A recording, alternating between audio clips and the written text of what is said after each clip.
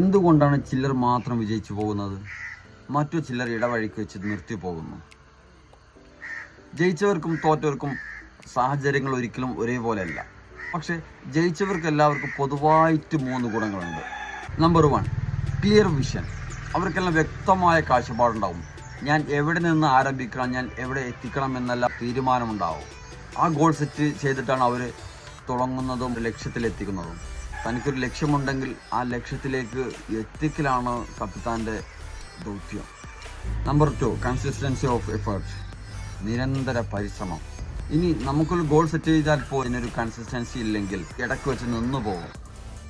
വിജയിച്ചവരൊക്കെ റെഗുലറായിട്ട് ഓരോ ചെറിയ ചെറിയ സ്റ്റെപ്പുകൾ വെച്ച് മുന്നോട്ട് നീങ്ങിക്കൊണ്ടേയിരിക്കും. അതാണ് പിന്നീട് വലിയ വിജയത്തിലേക്ക് എത്തിച്ചേരുന്നത്. Number 3, positive attitude plus failure handling. വിജയിക്കുന്നവർ ഒരിക്കലും തങ്ങളുടെ ഇടയ്ക്ക് കിട്ടുന്ന പരാജയത്തെ ഒരിക്കലും അവസാനമായി കാണാറില്ല. മുന്നിലേക്ക് നടക്കാനുള്ള ഒരു സ്റ്റെപ്പായി മാത്രമേ അവർ കാണുകയുള്ളൂ. നിരന്തരം ശ്രമിക്കുക. പരാജയം വന്നാലും പോസിറ്റീവ് ആറ്റിറ്റ്യൂഡ് നിലനിർത്തുക. ചോദിക്കേണ്ടത് എനിക്ക് കഴിയുമോ എന്നല്ല, ഞാൻ എന്തിനു വെറുതെ ഇരിക്കണം എന്ന് സ്വയം ചിന്തിച്ച് പ്രവർത്തിക്കുക. കാരണം വിജയത്തിലേക്കുള്ള വഴി ഒരിക്കലും ചിലർക്ക് മാത്രമുള്ളതല്ല.